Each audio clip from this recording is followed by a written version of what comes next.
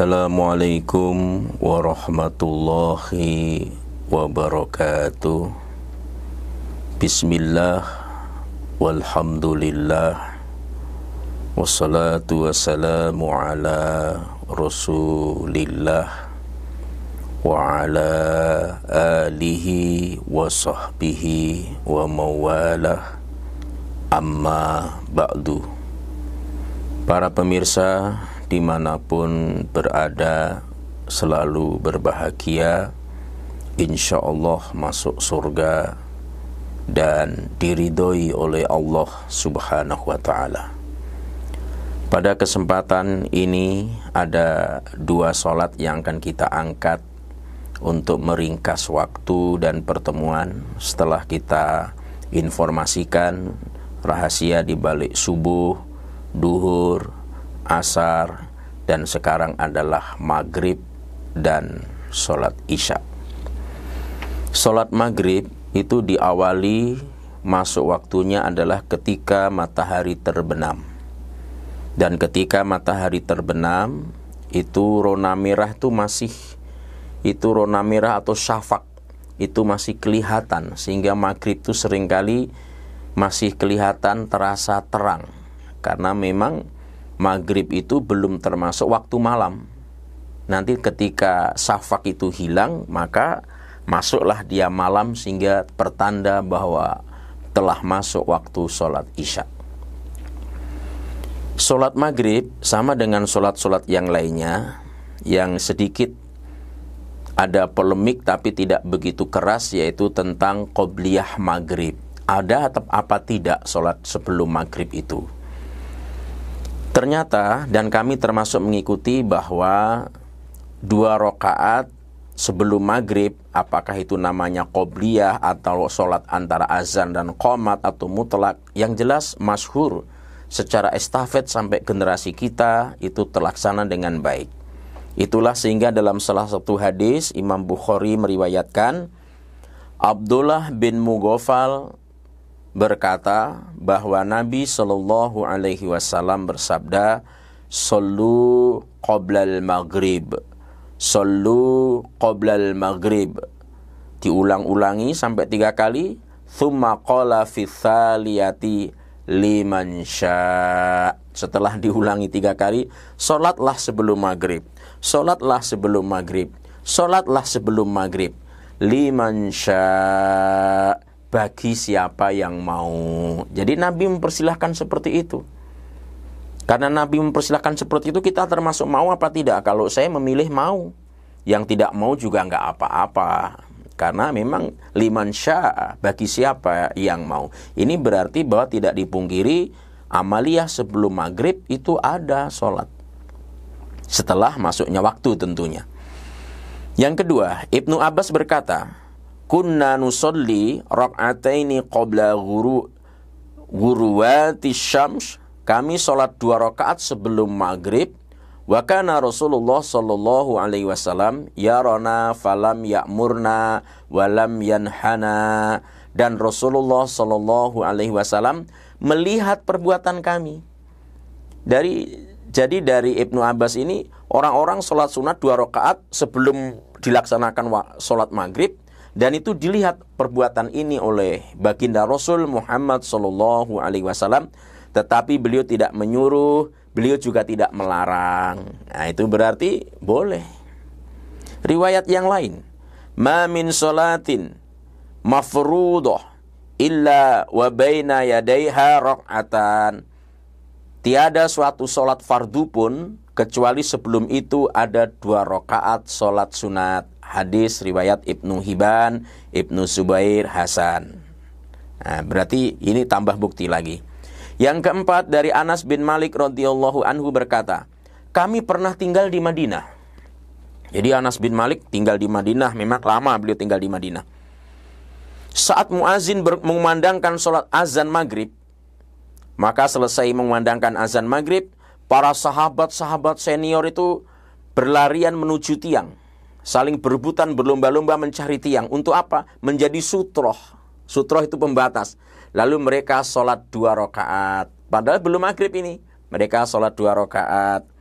Sampai-sampai kata Anas, hatta inna rajul al-gharib, jadi sampai-sampai ada orang laki-laki asing yang masuk ke dalam masjid, liyadkhulul masjid, dia mengira bahwa orang-orang telah melaksanakan sholat maghrib. Sahabat-sahabat ini dianggap melaksanakan ba'dal maghrib, 2 rakaat setelah maghrib. Sampai ada orang datang dari orang yang musafir menganggap itu maghrib telah selesai, padahal belum. Jadi ini menjadi bukti bahwa 2 rakaat sebelum sholat maghrib itu adalah maujud. Makanya sekarang di Madinah, di Mekah pun juga memberi kesempatan. Meskipun di daerah kita juga kita menghormati ketika ada masjid, azan maghrib dikumandangkan, selesai azan langsung qomat, itu ya sah-sah saja, tidak jadi masalah. Tetapi mestinya diberi kesempatan orang yang mau. Muazzinnya kan tidak mau ya, muazzinnya tidak mau tapi jamaahnya kan mau. Beri kesempatan orang yang mau. Nah, tanpa kita insya Allah meremehkan waktu maghrib tentunya. Nah, jadi sholat sesudah maghrib itu sangat masyhur. Dan itu kedudukannya adalah sunnah mu'akkad. Bahkan ketika kita berbicara mahar rumah di surga, 4 rakaat sebelum duhur, 2 rakaat sesudah duhur, 2 rakaat sesudah maghrib masuk. Jadi tidak dipungkiri untuk mendapatkan bunyalahu baitun fil jannah, rumah di surga, salah satu maharnya adalah 2 rakaat setelah sholat maghrib dan 2 rakaat setelah sholat isya, 2 rakaat sebelum subuh pas 12. Berarti tidak diragukan lagi, masyhur, tidak ikhtilaf, tidak berbeda pendapat di kalangan para ulama tentang keberadaan sholat 2 rakaat sesudah maghrib. Para pemirsa dimanapun berada, waktu maghrib adalah waktu yang memang sangat rawan. Dulu orang tua kita kalau tiba waktu maghrib, kita hanya disuruh masuk ke rumah dengan ditakut-takuti, banyak kuntilanak, banyak setan genderuwo berkeliaran. Nasihatnya itu benar, tapi alasannya yang seringkali tidak tepat. Yang tepat adalah ada sebuah hadis dari Jabir bin Abdillah radhiyallahu anhu berkata, Rasulullah shallallahu alaihi wasallam bersabda, jika masuk awal malam atau sore, maka tahanlah anak-anak kalian. Kenapa? Fa inna syaitana yantashir hina idh.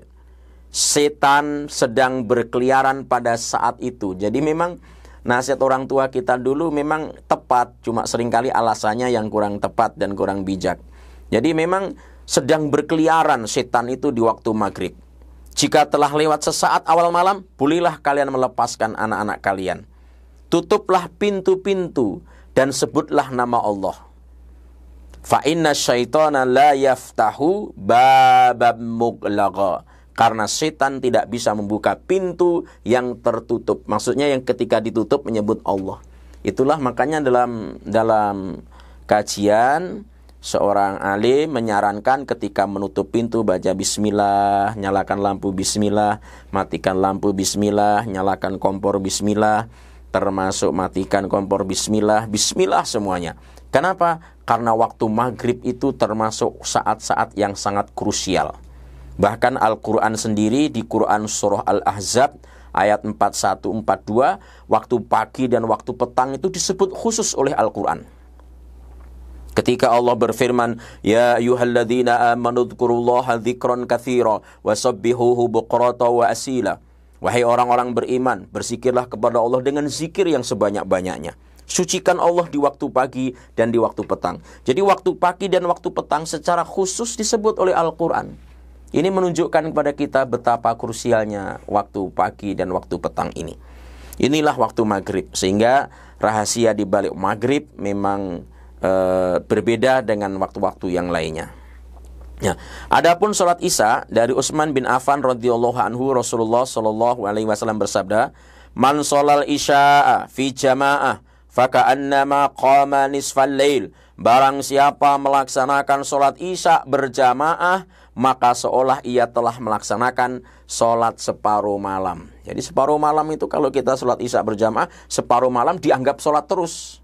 Apalagi nanti disambung dengan subuh, seluruh malam dianggap kita tidak tidur dan hanya melaksanakan sholat di hadapan Allah Subhanahu wa ta'ala. Itulah kadang-kadang kami agak sedikit kecewa ketika dalam perjalanan sudah berusaha untuk mengikuti berjamaah, tapi karena sesuatu hal ya akhirnya kita nggak bisa berjamaah, padahal kita ingin mendapatkan fadilah ini.